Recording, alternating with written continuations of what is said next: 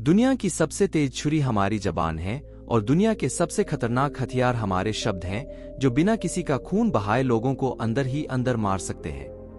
हमारे शब्द हमारी ताकत हो सकते हैं, उसी के साथ यह हमारी सबसे बड़ी कमजोरी भी हो सकते हैं, अगर हमें नहीं पता कि कब, कहां और क्या और कितना बोलना है। यदि हम सही समय पर सही इरादे के साथ सही शब्दों का प्रयोग करते हैं, तो यह हमें एक सफल व्यक्ति बनाता है, लेकिन अगर हम सही समय पर सही इरादे से सही शब्दों का इस्तेमाल नहीं करते तो यह हमारे जीवन को नर्क से बदतर बना सकता है।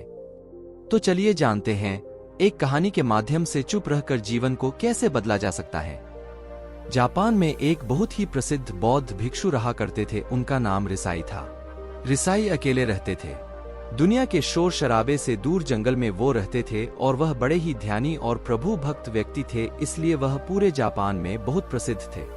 एक दिन एक राजकुमार रिसाई के पास आया और बोला, हे प्रभु, मैं हमेशा थका हुआ, निराश और परेशान महसूस करता हूँ। मेरा मन बहुत अशांत रहता है, हालांकि मेरे पास सब कुछ है, दौलत, शोहरत, सुख सुविधाएं जो हर व्यक्ति चाहता है या पाने की चाहत करता है, लेकिन फिर भी मेरे अंदर इतनी अशांति और चिंता क्यों है।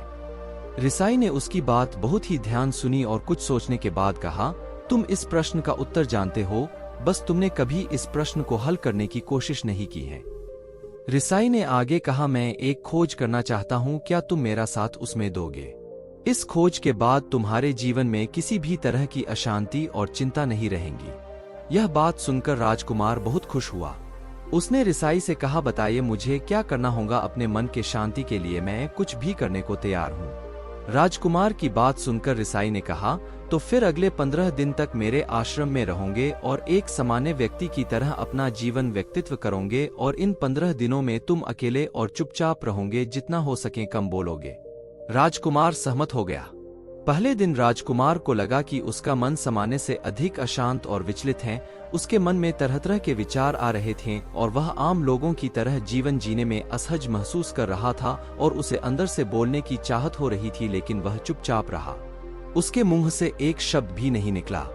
राजकुमार अपने बाकी के 4 दिन इसी तरह व्यतीत करने के बाद रिसाई के पास गया और उन्हें प्रणाम किया और बोला, हे भिक्षु महाराज, मुझे उत्तर मिल गया कि मेरे में इतनी उथल पुथल और चिंता क्यों था। मैं जान गया कि मेरा मन इतना अशांत और विचलित क्यों था। रिसाई ने मुस्कुराते हुए कहा, बताऊं क्या उत्तर मिला तुम्हें? राजकुमार ने कहा, मैं जरूरत से ज्यादा बातें करता था। मैं किसी पर भी अपने शब्द और ऊर्जा व्यर्थ करता था। मैं दिन भर अपने लोगों से फालतू बातें करता और अकेले में उन्हीं लोगों के बारे में सोचता रहता था। ज्यादातर समय निगेटिव बातें सोचता रहता और इस तरह से मैं अपना समय बर्बाद कर देता था।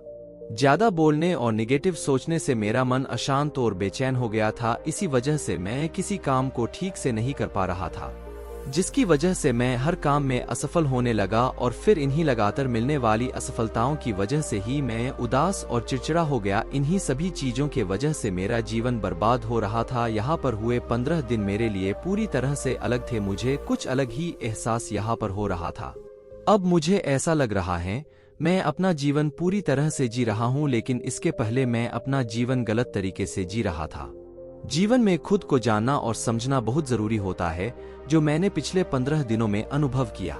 राजकुमार की सारी बातें सुनने के बाद रिसाई ने कहा, सिर्फ तुम ही नहीं, दुनिया में ज्यादातर लोग जरूरत से अधिक बोलते हैं। आज भी लोग ज्यादातर समय केवल दूसरों को नीचा दिखाने के लिए ही बर्बाद करते हैं। रिसाई ने राजकुमार को चुप रहने का महत्व समझाते हुए कहा, एक बार गौतम बुद्ध से उनके एक शिष्य ने पूछा, आप ज्यादातर चुप क्यों रहते हैं? तब बुद्ध उन्हें चुप रहने के फायदे को समझाते हैं। चुप रहने से व्यक्ति अंदर से अनंत शांति और गहराइयों में होता है। मौन अपने भीतर उतरने की पहली सीढ़ी है। मौन के बिना खुद को जानना असंभव है। खुद को जानने और समझने का पहला नियम है, मौन हो जाओ। कम बोलने का कोई भी नुकसान नहीं है, लेकिन यदि आप ज्यादा बोलते हैं तो आप अधिक गलतियां करते हैं। अगर व्यक्ति कम बोलना शुरू कर दें तो संसार की 90% मुसीबतें अपने आप खत्म हो जाएंगी। जिसने मौन रहने की कला जान ली, वो भीड़ में भी अकेले रहने कला जान लेता है।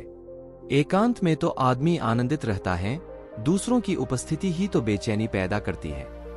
चुप रहने की शक्ति से अधिकतर ऊर्जा को बचा लोगे। इस कहानी से हमें यह सीखने को मिलता है कि चुप रहने में भी एक अद्भुत शक्ति होती है।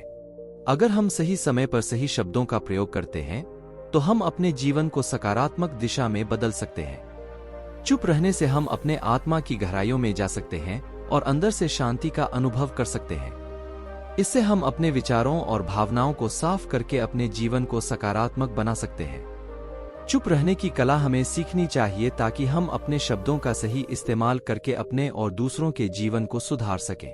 उम्मीद करते हैं आपको हमारी मोटिवेशनल स्टोरी चुप रहने का महत्व पसंद आई होगी।